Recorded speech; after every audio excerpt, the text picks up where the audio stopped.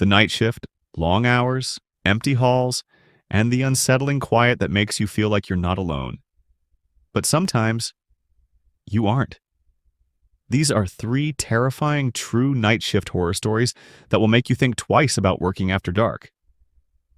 Turn off the lights, put on your headphones, and prepare for chills. Let's begin. I used to work the graveyard shift at a small hospital, covering the quiet hours when the world sleeps. Nights were usually uneventful, patients resting, machines humming, the occasional emergency. But one night, I learned that not every patient in the hospital is alive. It was around 3 a.m. when I first heard it, a soft beeping from one of the patient monitors. At first, I assumed someone had accidentally removed a sensor, but when I checked the records, the bed was supposed to be empty. I walked to the room, expecting to find a nurse who had put a patient there without logging it. Instead, I found nothing. The bed was made, untouched. And yet, the heart monitor continued to beep, steady, rhythmic, as if someone was lying there. Then the air grew cold. My breath came out in misty puffs. The overhead light flickered, and for a split second, I saw something move in the reflection of the monitor screen. A dark figure lying perfectly still on the bed. I spun around, but the bed was empty.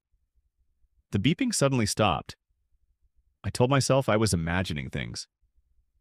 That's when the intercom crackled to life with a whispered message. "Help me. I'm still here." Chills ran down my spine. I rushed to the nurse's station, heart pounding. The on-call doctor stared at me when I told him what had happened. Then he sighed. "You're not the first person to hear that." He pulled up old records. The room used to belong to a patient who had died alone years ago. His body wasn't found for hours. Now, every so often, staff report hearing the same thing. A beeping monitor, a whisper on the intercom, a plea for help from the other side. I work the night shift at a grocery store, mostly stocking shelves and keeping an eye on the cameras.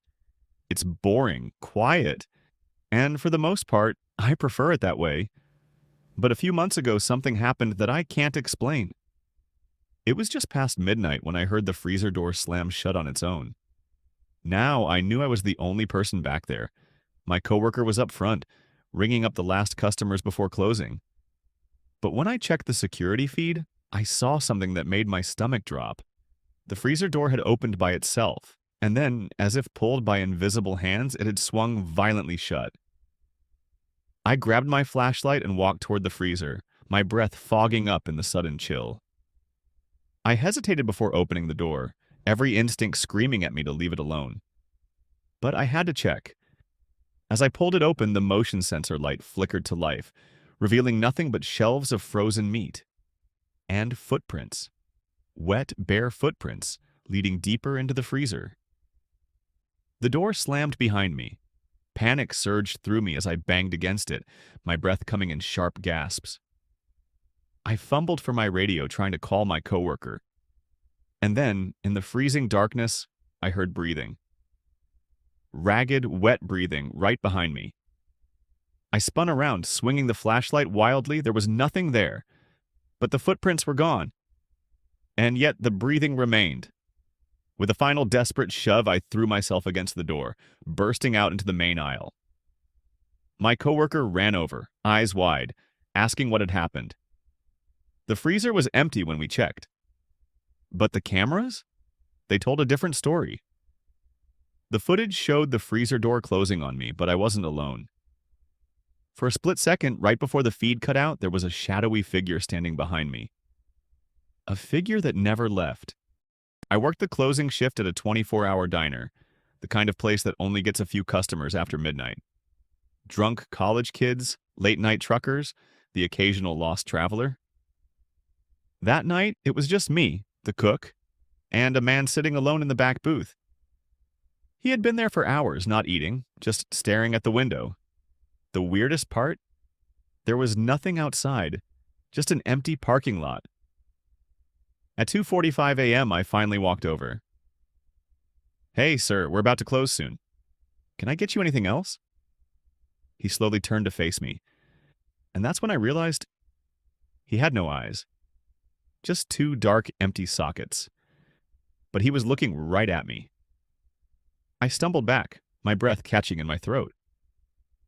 The man smiled, a slow, unsettling grin that stretched too wide. Then he said in a voice that sounded like static, "You should tell the man outside that." A cold chill ran down my spine. I turned my head, following his gaze out the window. The parking lot was still empty, but when I looked back, the man was gone. The booth was completely empty. No plate, no cup, no sign anyone had ever been there.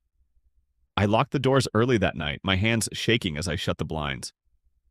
But before I turned off the lights, I took one last look outside. And that's when I saw it. A man, standing just beyond the streetlight's reach, watching, waiting. And then he waved. I never worked the night shift again. Like, share, and subscribe for more. Thank you.